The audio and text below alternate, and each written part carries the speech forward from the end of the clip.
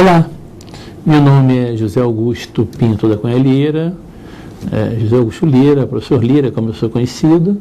Eu sou advogado, atuante, militante nas áreas trabalhista, civil e previdenciária, e também sou professor de pós-graduação e graduação, e coordenador do Núcleo de Prática Jurídica no Juizado Especial Federal, voltado explicitamente à área previdenciária de uma instituição, o DF, instituição que trabalho aqui em Brasília. Tenho bastante tempo nessa área e vai ser um prazer nós trocarmos ideias e eu te passar o que entendo como importante para o direito previdenciário. O direito previdenciário, ele vai ter a legislação, a Lei 8.212 de 91, que é o plano de custeio da Previdência Social. Ele vai ter a Lei 8.213, que é o plano de benefícios da Previdência Social, e vai ter o Decreto 3.048, né, de 1999. Esses três diplomas, você tem que ter conhecimento deles, né? Nós temos também as súmulas da Turma Nacional de Uniformização, que também são fontes secundárias para que você possa entender o direito previdenciário. E temos a IN, as instruções normativas, né, que te dão base para você ter um perfeito conhecimento. O ponto para nos conversarmos nesse momento foi salário de contribuição. E por que eu coloco o salário de contribuição? É praticamente impossível você começar a falar sobre benefício se você não tiver prioritariamente a verba entendida, compreendida do que seja salário de contribuição, né? O salário de contribuição ele está definido no artigo 214 do Decreto 3.048/99, né? E eu preciso saber o salário de contribuição, porque significa a contributividade. A autarquia, ela tem várias fontes de receita, o INSS tem várias fontes de receita, né? E eu vou me ater ao segurado empregado, ao segurado doméstico, ao segurado avulso, né? Como é que é feito essa fonte de receita para ele? Ele efetivamente vai ter a retributividade. Se eu vou falar que um dos meus itens vai ser a contributividade, na outra ponta a retributividade vai se dar com o pagamento do benefício. Então, o artigo 214, ele coloca sobre salário de contribuição, o artigo 214 do Decreto 3.048,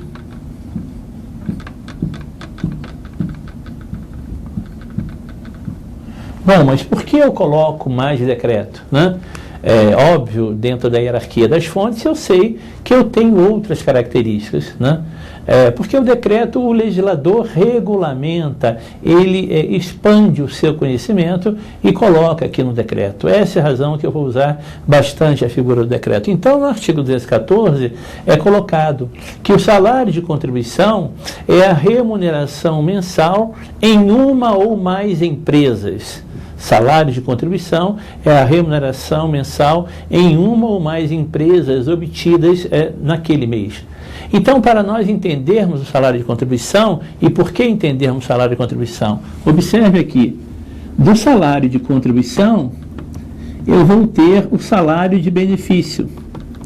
Do salário de benefício, eu vou ter a renda mensal inicial, né?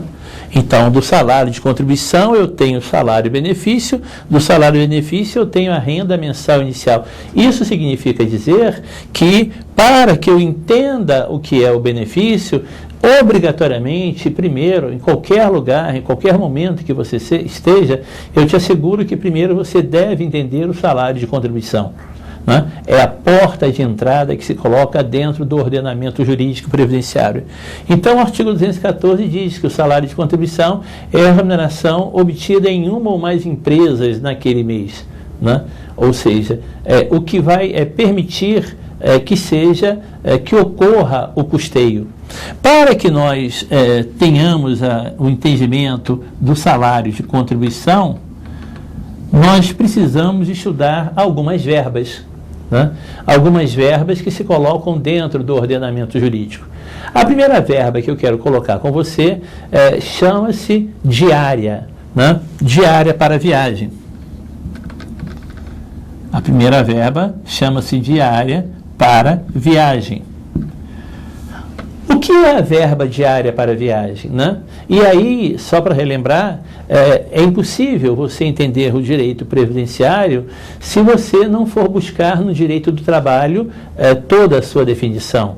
E o direito do trabalho, nesse ponto, ele tem um interrelacionamento com o artigo 457, quando diz que a remuneração é o salário base contratual, né, acrescido de vantagens adicionais. E que vantagens adicionais são essas, né? São aquelas que caracterizam uma obrigação de fazer, prestar serviço, dar, pagar, indenizar, né? Essas são as características que você tem que ter o entendimento do que é o artigo 457 da CLT e o entendimento do que é o 458 da CLT, o salário e utilidade. A junção de ambos vai permitir com que você entenda o salário de contribuição. Então, eu separei algumas verbas mais relevantes que nós devemos fazer o devido comentário. Primeiro, diária para viagem. A diária para viagem é típica daquele empregado que empreende o seu trabalho em viagens, né? Existe um nexo de causa e efeito, e no direito previdenciário nós usamos isso, né? O nexo de causa e efeito entre a função exercida pelo empregado, né, e a sua efetiva atividade. Se o empregado preenche o seu labor sempre com serviços prestados viajando, o empregador vai determinar o valor da diária. A diária que lhe garanta a locomoção, o deslocamento, a habitação, né, o vestuário, enfim, as suas necessidades para que ele faça face ao que a sua empresa, ao que o seu cargo lhe coloca. Então, deve haver uma ligação entre o cargo dele e a efetiva função por ele praticada. A diária para viagem, quando exceder a 50% do salário, ela ingressa para o salário para todos os fins e efeitos, né? É a inteligência da súmula 101 do Tribunal Superior do Trabalho. Então, nós temos aqui o empregado A. Nós temos aqui o empregado A e nós temos aqui o empregado B. Vamos imaginar que esse empregado A, ele ganha um salário de R$2.000. Ele viajou e na hora do fechamento da folha de pagamento, a diária para a viagem dele foi de R$1.001. Né? Então, salário, diária, R$1.000. R$1.001. Vamos imaginar um outro empregado, né, que ele ganha R$2.000 e a diária orçou em R$1.000, né? Então, eu já aqui tenho que saber necessariamente qual é o valor do salário de contribuição, porque o salário de contribuição vai ser fundamental para amanhã ou depois eu calcular um auxílio-doença, para eu calcular uma aposentadoria por invalidez, para eu calcular uma aposentadoria por idade, para eu calcular uma aposentadoria por tempo de contribuição, para eu calcular uma aposentadoria especial, para hoje eu calcular uma pensão por morte, para eu calcular o auxílio-reclusão. Então, eu tenho salário de contribuição com as 3 alíquotas, 8%, 9%, 11%, que faz parte do vosso material. Então, salário R$2.000, diária R$1.001. Opa, 50% seria R$1.000. Então, R$1.001 excede. Quando ele excede, ele integra pelo todo. Ele não integra pelo valor que excede. Então, o salário de contribuição será R$3.001. A remuneração será de R$3.001. Salário, R$2.000, diária, R$1.000. Opa, o salário de contribuição será R$2.000. Opa, a remuneração será de R$2.000, né? Existem dois conceitos que nós precisamos entender. O que é folha de pagamento, né? O que é folha de pagamento e o que é folha de salários, né? O que é folha de pagamento. Aqui na folha de pagamento eu tenho o conjunto de todas as verbas, né, que tem natureza previdenciária, que tem natureza fundiária e também aquelas verbas de natureza indenizatória. Isso está na folha de pagamento, né? Na folha de salários eu tenho as verbas que têm natureza previdenciária e fundiária, né? Por exemplo, uma verba ajuda de custo. Ajuda de custo que é pago de acordo com o artigo 470 da CLT, né? E ele diz: as despesas por ocasião da mudança correrão por conta do empregador quando o empregado recebe aquele adicional de transferência de 25% por ser uma natureza provisória. Muito bem. Quando ele vai receber esse adicional de transferência de 25% por ser uma natureza provisória, o empregador vai ter uma despesa com a transferência dele. E isso coloca-se na verba ajuda de custo. Então, a verba ajuda de custo, ela tem uma natureza indenizatória. Ela vai ficar não na folha de salários, ela vai aparecer na folha de pagamento, partindo-se do pressuposto da legalidade. Então, aqui, o salário R$2.000, a diária R$1.000, o salário de contribuição é R$2.000, a remuneração R$2.000, ou seja, esse valor de R$1.000, ele vai ser lançado, né, na folha de pagamento. Por que na folha de pagamento? Porque significam os ganhos brutos do empregado, né? Significam os ganhos brutos desse empregado. Esse R$1.000 jamais vai ser lançado na folha de salário.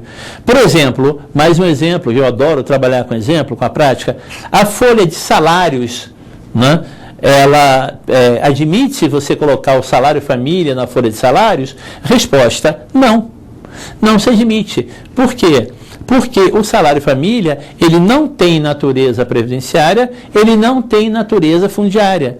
Então, o salário família, o pagamento do salário família, para aqueles que têm filho em idade até 14 anos, ele vai estar aqui na folha de pagamento, né? Porque ele não tem o real. Amanhã ou depois, quando você estiver participando de uma audiência, você ingressar com uma ação de exibição de documento ou coisa em juízo, né, for necessário a exibição desse documento, não se preocupe, jamais vai querer uma folha de salários.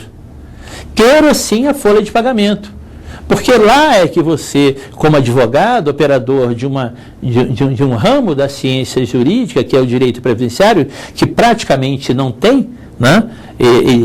Ela veio ser colocada nas grades curriculares de 1 ano e meio, 2 anos para cá. Ao pegar a folha de pagamento, você vai ver se tem ou não o ilícito. Então, essa é a primeira verba, né, a verba diária, que ela me traz o valor de R$2.000, R$1.100. Então, o salário de contribuição, amanhã ou depois, qualquer média que eu queira fazer, eu vou considerar efetivamente o salário de contribuição. Veja, está no material e você deve se posicionar.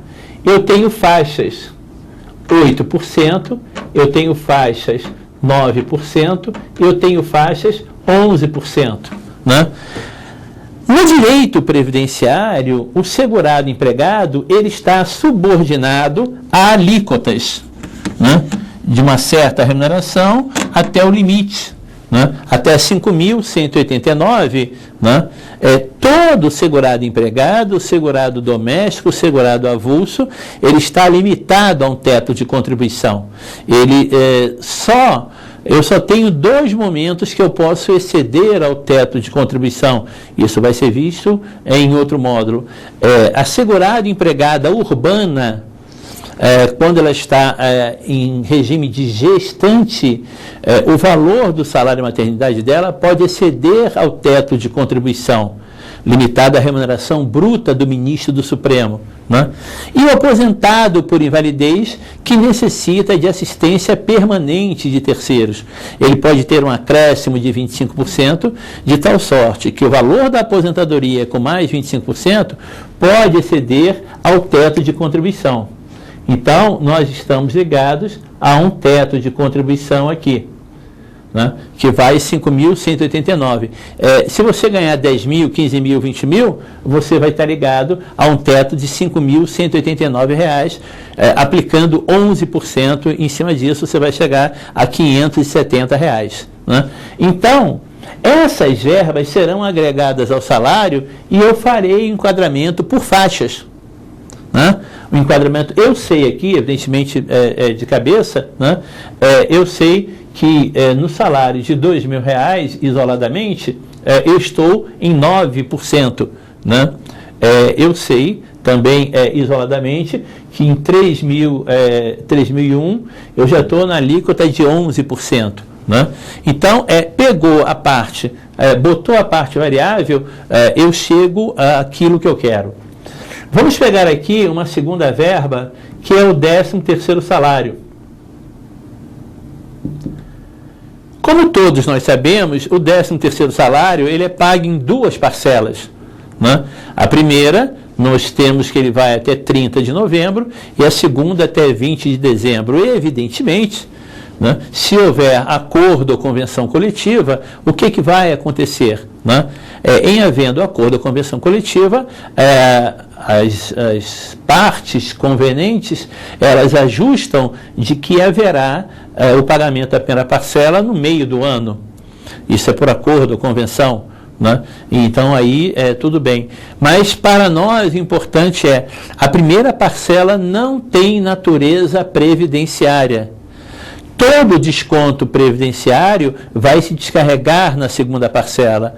O 13º, embora tenha custeio, embora tenha contributividade, né, não há, isso está sendo discutido pelo STJ, o ministro Og Fernandes, da primeira turma, ele estava fazendo audiências públicas, agora ele está na condição de corregedor, mas o STJ está atento, porque já há algum tempo o Supremo decidiu que há um custeio para o salário, para o 13º salário, mas ele não entra na outra ponta na retributividade e benefício. Isso, ao meu juízo, né, isso contraria o princípio da solidariedade. Isso contraria o princípio da solidariedade. Porque se eu tenho contributividade, eu evidentemente vou ter a retributividade. Então eu tenho o 13º. Vamos colocar aqui um outro exemplo. Eu tenho a competência de junho de 2015. Eu tenho aqui a competência de dezembro de 2015. Vamos imaginar alguém que tem um salário de R$ 3.000. Né? Esse alguém vai receber um adiantamento, 13º salário, primeira parcela, ele vai receber a metade, R$ 1.500. Aqui eu vou ter o desconto do INSS. Aqui eu vou ter o desconto do INSS. INSS sim. Aqui, né, como é um adiantamento, INSS não. Não haverá recolhimento para o INSS. Agora vamos ver como isso fica na competência dezembro. A segunda parcela é paga até 20 de dezembro. Então nós temos salário, R$ 3.000. 13º salário, R$ 3.000. Sim, por favor, jamais aceite para o seu cliente, para você que advoga para o empregador, jamais aceite ver um 13º salário de R$ 1.500, já que foi paga a primeira parcela. Por quê? Nós, em termos de verba, nós devemos estar ligados, né, ao fato jurídico gerador, que foi a propositura daquele tipo de ação. Né? Então, o 13º a ser registrado em termos de momento contábil no contra-cheque corresponde à maior remuneração dele em dezembro. E se a maior remuneração dele em dezembro é 3.000, eu devo colocar. Né? Aí eu vou botar entre parênteses, na simbologia de desconto, né, descontando R$ 1.500. Vou descontar R$ 1.500. Agora, o recolhimento INSS, ele vai ser sobre R$ 3.000. E o INSS aqui vai ser sobre R$3.000. Um grande cuidado, você que está começando agora ou que já viu o 13º ou já viu o direito previdenciário, né? A aplicação da tabela de contribuição que se encontra no material, ela é feita em separado, né? É uma discussão que está se fazendo, né? Como é que pode o 13º sofrer o custeio e ele não te dá retributividade em termos de benefício, né? Ele não entra para a média de um benefício. As explicações são, assim, elas existem, até agora não vi uma que fosse palatável, né, em termos de conhecimento, em termos de agregar valor, né? Então não há nenhuma característica em relação a isso. Então, a aplicação em separado, né? 13º salário. Eu descarrego o desconto da Previdência todo em cima do 13º salário, né? Então, na realidade, né, a primeira parcela que não foi, sofreu nenhum desconto, nenhum recolhimento, ela está descarregada aqui e aplicando as tabelas em separado, né?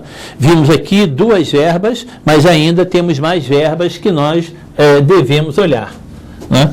Então, isso eu chamo as verbas que integram ao salário de contribuição. Nós devemos obrigatoriamente estudar aqui algumas delas. Vamos sempre deixar a de lá, né, em aberto para que você possa ter o teu estudo concreto. Vamos imaginar aqui o adicional de periculosidade. Vamos imaginar aqui o adicional de periculosidade. O adicional de periculosidade, ele tem base na súmula 191 do TST, né? Ele corresponde a 30% sobre o salário base. 30% sobre o salário base para quem trabalha com explosivos ou inflamáveis, né? E isso é importante nessa relação direito de trabalho com previdenciário, porque o adicional de periculosidade ele vai permitir, porque evidentemente você trabalha com explosivos ou inflamáveis, que você tenha uma aposentadoria especial, né? Aposentadoria especial, seja ela com 15, 20 anos ou 25 anos, vai depender do tipo de atividade. Então, a súmula 191 diz que o adicional de periculosidade ele corresponde a 30% do salário base, né? Desde que o empregado trabalhe com explosivos ou inflamáveis. Porém, se ele trabalhar com energia de transmissão de alta ou baixa voltagem, aí 30% será sobre a remuneração. 30% será sobre a remuneração. Então, veja, a Seguridade Social será financiada por toda a sociedade, de forma direta, quando dói no bolso, ou de forma indireta, por vários recolhimentos periféricos que existem no direito previdenciário, né? A Previdência Social não é deficitária. Se os senhores querem uma observação, sempre que puderem, visitem o site da Anfip, www.anfip.org.br e verão, né, todo o demonstrativo do que lhes falo sobre o fato da Previdência Social não ser deficitária. Apenas o recolhimento extravagante ele não é considerado na hora do custeio. Então, o adicional de periculosidade, ele integra o salário de contribuição, né? Ele vai fazer com que a pessoa tenha direito. O empregador deve ter sempre um documento chamado PPP, Perfil Profissional Proficiográfico. Esse perfil profissional proficiográfico, ele é fundamental para que esse empregador tenha conhecimento, né, de tudo que ele está fazendo e para que o empregado esteja de acordo. Se esse PPP não estiver preenchido corretamente, possivelmente haverá um prejuízo para o empregado na hora da sua aposentadoria, né? Então haverá perda, mas isoladamente o adicional de periculosidade, né, seguindo o rito, né, do ordenamento jurídico, ele integra o salário de contribuição e gera todos os recolhimentos de fundo de garantia e todas as bases que se tenha. Vamos aqui mais uma verba adicional de insalubridade. Um adicional de insalubridade, ele é devido para todos aqueles que trabalham com agentes nocivos à sua saúde, né? Esses agentes nocivos à sua saúde, eles caracterizam, né, uma aposentadoria também de forma especial, né? Hoje se está se pagando, dependendo do grau de risco mínimo, médio e máximo, está se pagando 10%, 20% ou 40%. Né? O Supremo concedeu a liminar, a CNI até hoje não foi decidido, né, sobre a base de cálculo. Então, nessa vacância, está se colocando adicional de insalubridade. É a mesma coisa aqui, né? Quando houver dispensa, o empregado deve, né, receber o PPP. E esse PPP, perfil profissional ou profissiográfico, né, ele vai dar margem, né, para que você possa efetivamente se aposentar em condições especiais. Então, essas verbinhas, e nós temos mais verbas, o objetivo nessa nossa aula é demonstrar o apreço que você deve ter pela verba, né? Se você não tiver um apreço pela verba, inevitavelmente, o que vai acontecer? Se você fizer errado aquele fato jurídico, isso vai desencadear, né, problemas previdenciários para que você sofra, né, as dificuldades que você vai gerar para o teu empregado em termos do momento em que ele desejar o benefício. Vamos aqui aproveitar e precisamos te apresentar mais verbas. Vamos apresentar aqui uma verba chamada gratificação de função. Gratificação de função.